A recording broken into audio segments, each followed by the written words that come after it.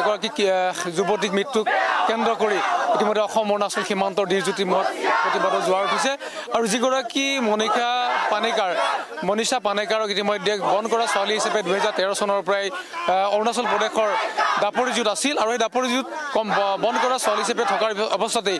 যোৱা 15 তাৰিখৰ দিনা যোৱা 15 ছেপ্টেম্বৰত তেওঁক আত্মহত্যা ৰূপ দিবলৈ চেষ্টা কৰিছিল কিন্তু আত্মহত্যা নহয় আচলতে পৰিয়ালৰ লোকে দাবী কৰিছে যে এয়া কোনো ধৰণৰ আত্মহত্যা নহয় কাৰণ এগৰাকী 19 বছৰীয়া কিশোৰী কোনো কাৰণতে তেওঁ আত্মহত্যা কৰিব নোৱাৰে আৰু ঘৰলৈ তেওঁ মাজে মাজে ফোন কৰিছিল বন্ধ কৰা ছোৱালীগৰাকী যিগৰাকী মনীষা পানেকাৰ তেওঁ কৈছিল যে মোক ইয়াত যথেষ্ট যৌন উৎপীড়ন চলায় যথেষ্ট মানসিক অত্যাচাৰ চলায় যথেষ্ট তেওঁ শাৰীৰিক অত্যাচাৰ চলায় এনেধৰণৰ কথাই পৰিয়ালটোৰ লোকক ইতিমধ্যে অৱগত কৰিছিল আৰু যাৰ পৰিপ্ৰেক্ষিতত ইতিমধ্যে যিগৰাকী যুৱতী সেই যুৱতীগৰাকী কিন্তু পৰিয়ালৰ লোকে বিচাৰিছিল যদিও কিন্তু অৰুণাচলীয়ে তেওঁক মুকলি কৰি দিয়া নাছিল আৰু যথেষ্ট দূৰত্ব কাৰণ অসম অৰুণাচল সীমান্তৰ যি আনন্দ বাগিচাৰ সেইগৰাকী যুৱতী আছিল যিগৰাকী যুৱতী আজি মৃত্যুবৰণ কৰিব লগা হৈছে আৰু সেই মৃত্যুবৰণ কৰা যুৱতীগৰাকী আছিল অৰুণাচলৰ দাপৰিজুত আৰু দাপৰিজুত তেওঁক মৃত্যু হৈছিল যোৱা ছেপ্টেম্বৰ 15 তাৰিখে আৰু তাৰ পিছতেই তেওঁক আত্মহত্যা ৰূপ দিবৰ বাবে চেষ্টা কৰিছিল আৰু তেওঁৰ মৃতদেহ ইতিমধ্যে আমি যি স্থানত উপস্থিত আছো ইয়াৰ পৰা 6 কিলোমিটাৰ নিলগৰ অসম অৰুণাচল সীমান্তৰ কিমিনৰ যি মুখ্য দ্বাৰ সেই মুখ্য দ্বাৰৰ আৰক্ষী চকী ৰখা হৈছে অৰুণাচলৰ আৰক্ষী চকী ৰখা হৈছে কিন্তু পৰিয়ালৰ লোকে ইতিমধ্যে কৈছে যিগৰাকী যুৱতীক আচলতে তেওঁ ঘৰৰ পৰা লৈ যোৱা হৈছিল লখিমপুৰ জিলা আনন্দ চাহ বাগিচাৰ পৰা লৈ যোৱা হৈছিল মনীষা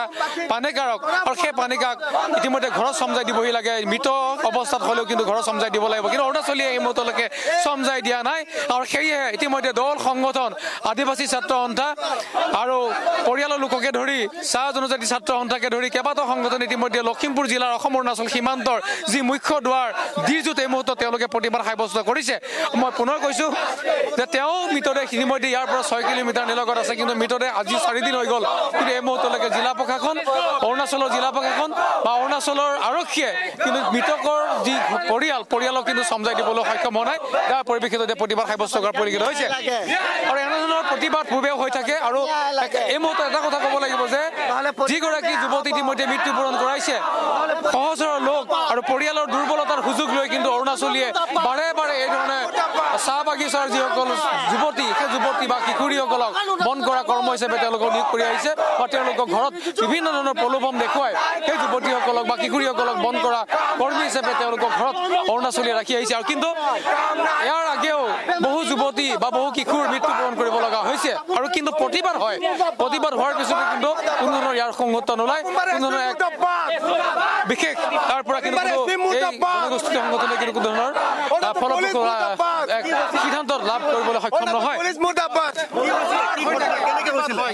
হয় প্ৰতিবাদ এনেকুৱা আমি বাৰম্বাৰ কৰি থাকো কিন্তু একো এটা সফলতা আমি দেখি নাপাওঁ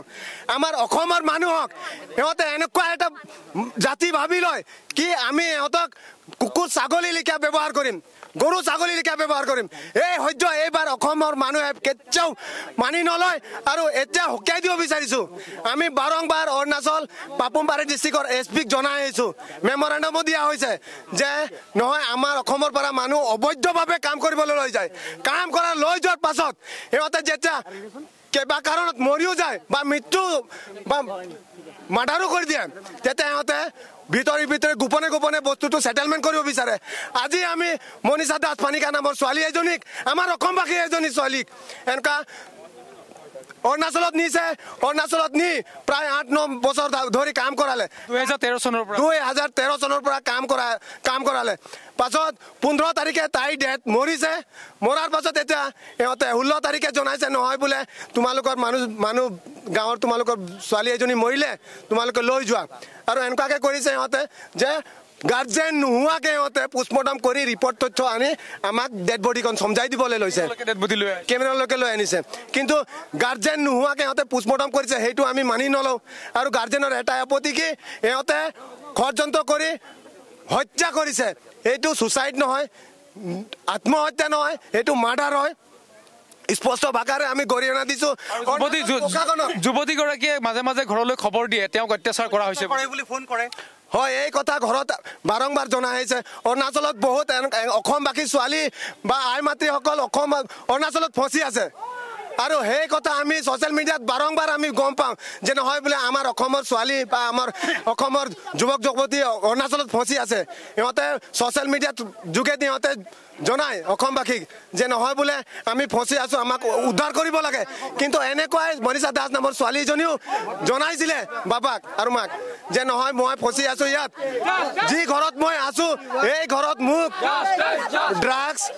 আৰু ভাং খাই অত্যাচাৰ মানসিকভাৱে অত্যাচাৰ লগতে ফিজিকেল হাৰাছমেণ্ট কৰে সেইখিনি ঘৰত আপত্তি কৰিছে সেইখিনি কথা ঘৰত জনোৱাৰ কাৰণে কমপ্লেইন কৰাৰ কাৰণে তেখেতে হয়তো তেখেতক মৃত্যু কৰাইছে মৰাইছে মাৰ্ডাৰ কৰিছে এতিয়া আমি অৰুণাচল পুলিচক শুকাই দিব বিচাৰিছোঁ যদি যিজনৰ ঘৰত আছিলে তাক তেখেতক যদি আমাৰ ওচৰত ডেড বডিক যদি আমাক তেখেতৰ হাতৰ পৰা সমজাই নিদিয়ে তেতিয়াৰ পৰা আমি এই ৰাস্তা বন্ধ কৰি থাকিম আৰু পথ অৱৰোধ বাহাল থাকিব যেতিয়ালৈকে মালিকজনে যদি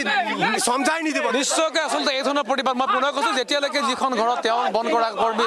ছোৱালী হিচাপে আছিল সেইগৰাকী ছোৱালীক যিখন ঘৰৰ মালিক আচলতে এই মালিকে যদি সমজাই নিদিয়ে তেতিয়ালৈকে কিন্তু এই পথ অৱৰোধ থাকিব আৰু অহা কালিৰ পৰা সকলো গেট সকলো যিটো মুখ্য দুৱাৰ আছে মুখ্য দুৱাৰ বন্ধ কৰি দিয়া হ'ব এগৰাকী যুৱতী হিচাপে কি ক'ব বন্ধ কৰা ছোৱালী হিচাপে তেওঁক দুৰ্বলতাৰ সুযোগ লৈ তেওঁ ঘৰত ৰাখি তেওঁক হত্যা কৰা হ'ল তেওঁক যৌন উৎপীড়ন চলোৱা হ'ল তেওঁক মানসিক প্ৰচাৰ কৰা হ'ল মই অৰুণাচল চৰকাৰক এইটোৱে কৰিব বিচাৰিছোঁ যে নিজেও এটা মাকৰ পৰা জন্ম হোৱা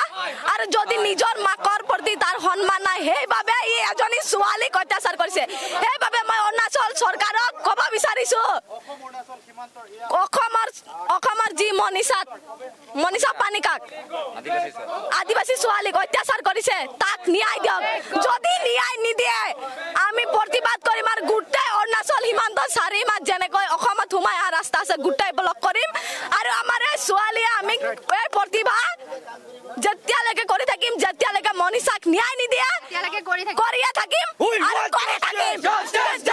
ইয়াৰ আগতে এনেধৰণৰ ঘটনা ঘটে কি কাৰণে আচলতে ঘটিব লাগে দুৰ্বলতাৰ সুযোগ লৈ আচলতে আদিবাসী ছোৱালীবিলাক নহয় কাৰণ সেইটো হৈছে কি আমাৰ মানুহে কি কৰে